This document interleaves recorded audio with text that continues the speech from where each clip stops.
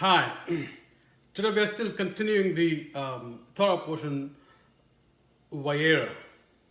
We're going to see, because the Jewish people and rest of the world that believes that Abraham is the father of the nations and is father of the Jewish people.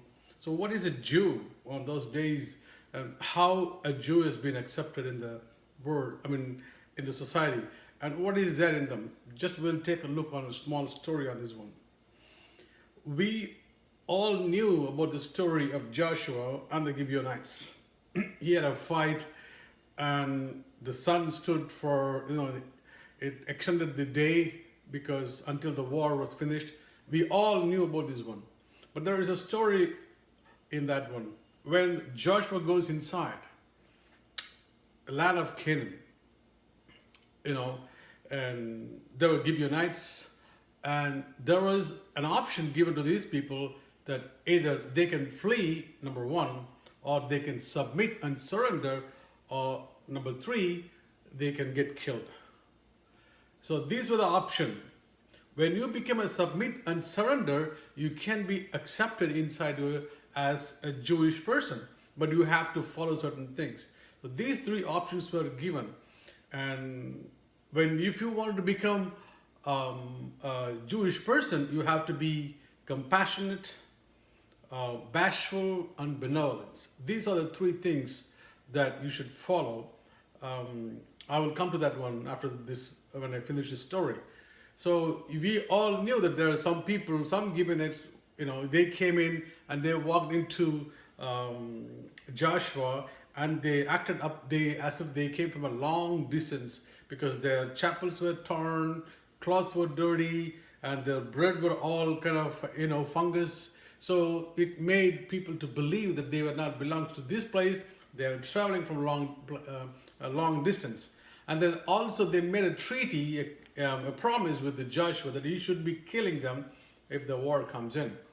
Well, as predicted, war came. Gibeonites, when they came to know this one, they felt these people were traitors, and they were, raging war against Joshua. And we know the rest of the story. The sun stood for the whole day and night, and then, and the story we knew it.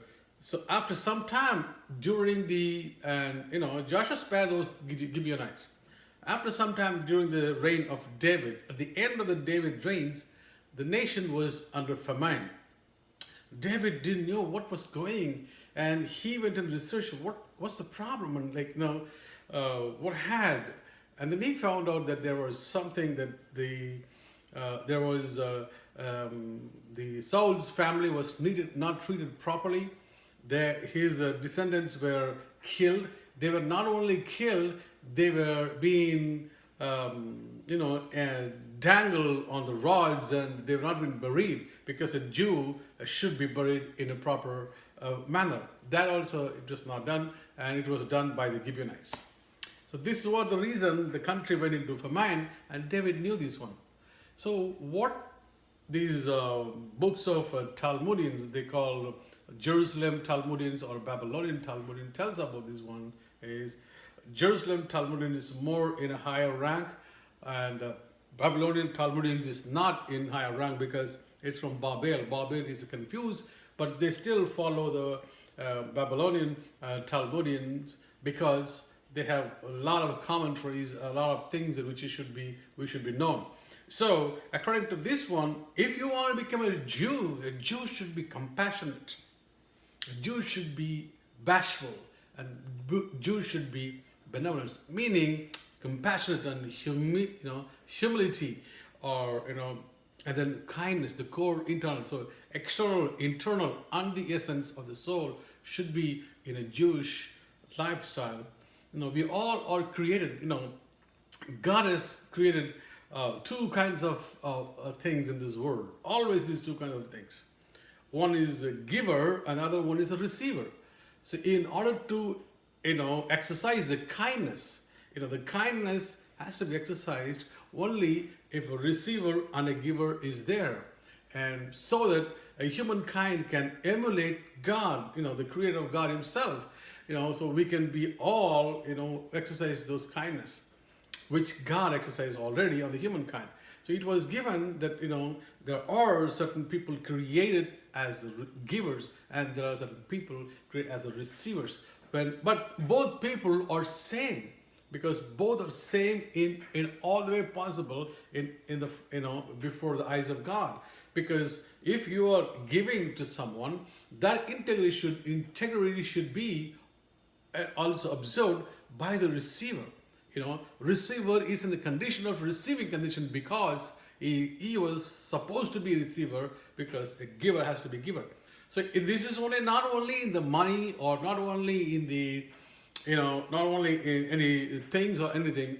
It's on so many things. The soul transactions, the soul the transformation matters. So it is in so many aspects of it.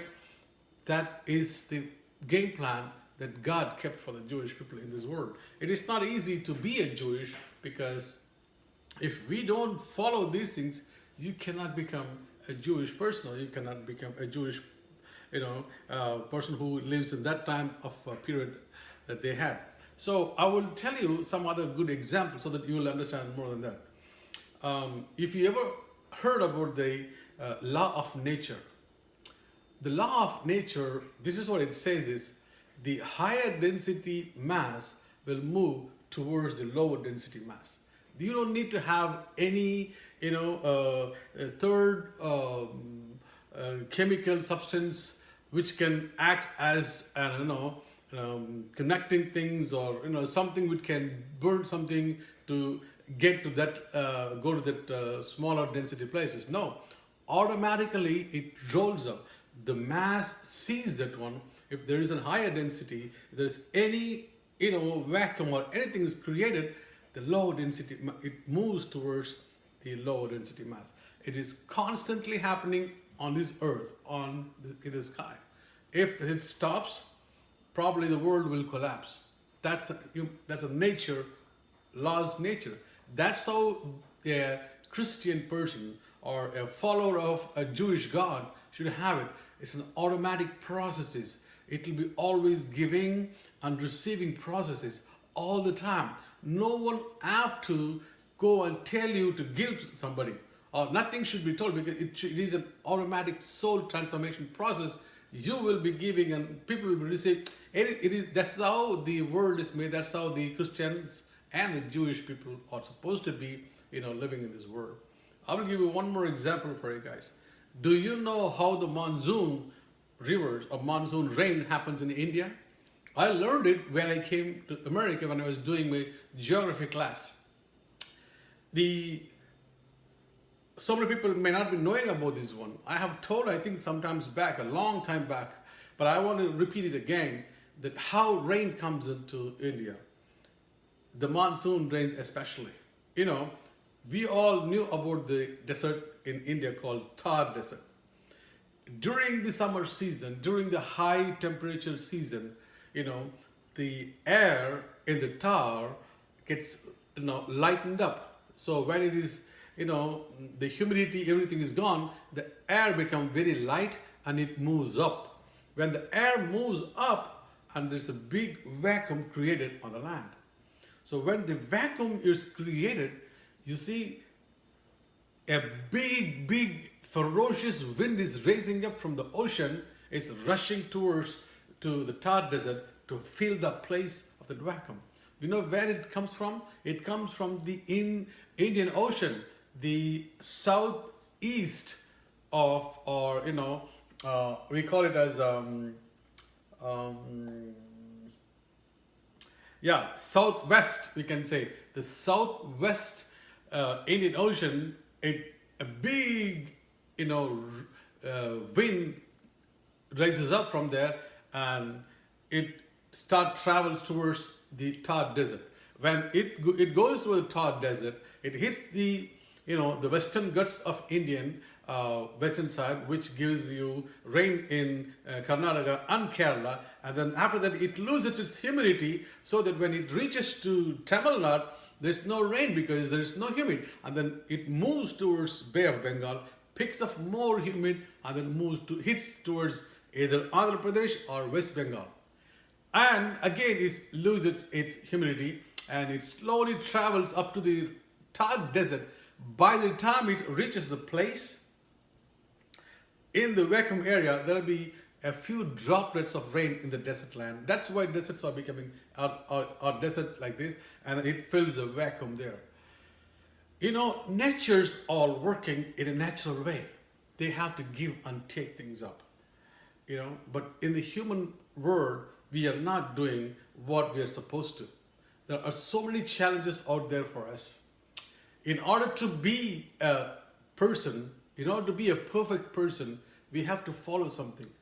I mean, last time, I think a few days back, I was been so taken into a maze that a politician was challenging Christianity, that he said that Christianity is in darkness now. And there are a lot of segregations in Christianity.